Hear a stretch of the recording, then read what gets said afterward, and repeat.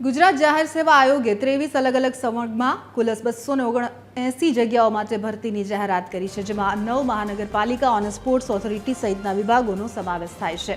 જીપીએસસીના સચિવ સુધીર પટેલે જણાવ્યું કે આજથી 16 ફેબ્રુઆરી સુધી ઓનલાઈન અરજી કરી શકશે. આ વખતે ભરતી પ્રક્રિયામાં 2 મોટા ફેરફાર કરવામાં આવ્યા છે. હવે ઉમેદવારો માટે વન ટાઈમ રજિસ્ટ્રેશન ફરજિયાત રહેશે. ઉપરાંત પ્રથમવાર મેરિટ ક્રમ પ્રેફરન્સના આધારે કાઉન્સેલિંગ સિસ્ટમ લાગુ થશે, જેનાથી ઉમેદવારોને પસંદગીની મહાનગરપાલિકામાં પોસ્ટિંગ મળશે. તમામ જગ્યાઓ માટે 26 એપ્રિલે પ્રિલિમ પરીક્ષાનું આયોજન છે. તો સ્પોર્ટ્સ ઓથોરિટી ઓફ ગુજરાત, પછી છે આપણી 9 મહાનગરપાલિકા નવી બની. આ બધાને એના નામ ખબર છે. આ તમામ 9 મહાનગરપાલિકાઓની જગ્યાઓ. પછી ગુજરાત પાણી પુરવઠા અને ગટર વ્યવસ્થા બોર્ડ, પછી ગુજરાત હાઉસિંગ બોર્ડ, અને છેલ્લું રમતગમત યુવા સાંસ્કૃતિક બાબતોનો વિભાગ.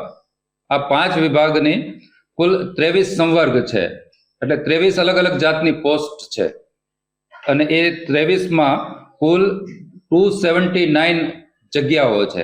એટલે કે આ એક્ઝામનો આખી પ્રક્રિયા પૂરી થશે પછી ગુજરાત સરકારને ક્લાસ 1 અને ક્લાસ 2 બે ભેગા મળીને 279 એટલે 279 અધિકારીઓ મળશે.